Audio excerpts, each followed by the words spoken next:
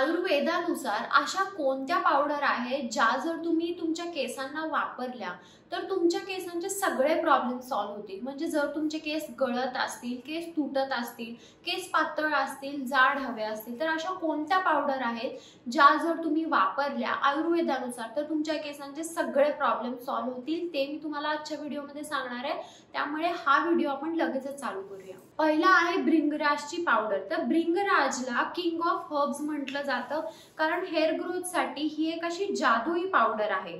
याने blood circulation वाढते, hair fall, dandruff हे सगळं कमी येतं, केसांना एक नॅचरल शाईन येते आणि तुम्ही हे पाण्यातून किंवा खोबरेल तेलात मिक्स करून ही पावडर तुमच्या स्कॅल्पला लावू शकता आणि अर्ध्या तासांनी पाऊण तासांनी तुम्ही हेअर वॉश करू शकता। आवळा पावडर। तर आवळा पावडर केसांसाठी चांगली आहे हे आपल्याला माहितीच आहे, कारण त्याच्यामध्ये विटॅमिन सी असतं।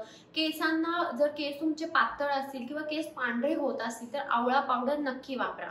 एक तर तुम्हाला आवळा पावडर नुसती पाण्यात मिक्स करून तुम्ही मुळांना लावू शकता, नाहीतर आवळा पावडर आणि दही मिक्स करून पण तुम्ही तुमच्या पूर्ण केसांना आवळा पावडर वापरू शकता। शिकेकाई पावडर। तर शिकेकाईला केसांचे फळ म्हटले जाते आणि शिकेकाईने आपण ॲज अ शिकेकाई शॅम्पू किंवा कंडिशनर म्हणून वापरू शकतो।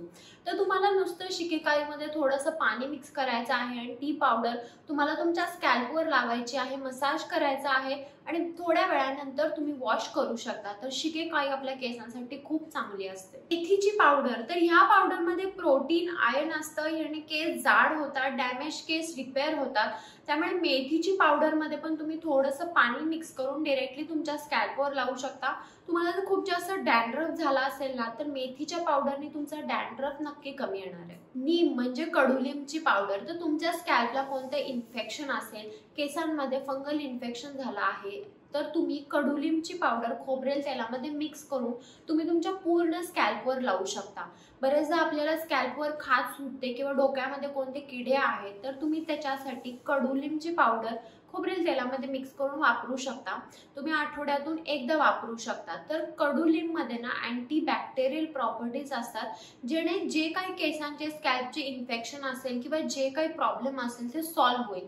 त्यामुळे तुम्हाला स्कॅल्पला कोणते इन्फेक्शन असेल तर तुम्ही कडुलिंबची पावडर वापरायला विसरू नका। या सगळ्या पावडर एकतर तुम्ही खोबरेल तेलात मिक्स करून वापरू शकता, नाहीतर तुम्ही पाण्यात मिक्स करून वापरू शकता। तुमची चॉईस आहे की तुम्हाला कशामध्ये मिक्स करून ह्या पावडर वापरायच्या आहेत। तेलात मिक्स केलं तरी चांगलं राहील, तेलात मिक्स केलेलं थोडं चांगलं राहील, पण तुम्ही पाण्यात देखील मिक्स करून ह्या सगळ्या पावडर जर तुम्ही आठवड्यातून एकदा वापरल्या, तुम्ही दर आठवड्याला वेगवेगळ्या पावडर वापरू शकता। तुमच्या केसांच्या प्रॉब्लेम नुसार वेगवेगळ्या पावडर वापरू शकता। नाही थोड्या थोड्या मिक्स करून सगळ्या पावडर जरी वापरल्या तरी तुमच्या केसांना तेवढे नरिशमेंट मिळेल आणि तुमच्या केसांचे सगळे प्रॉब्लेम सॉल्व्ह होतील। तर हा होता आजचा माझा व्हिडिओ। जर तुम्हाला व्हिडिओ आवडला असेल तर व्हिडिओला लाईक करा, शेअर करा आणि चॅनल सबस्क्राईब करायला विसरू नका। चला तर मग आपण लवकरच भेटूया एका नवीन व्हिडिओमध्ये। तोपर्यंत काळजी घ्या। बाय।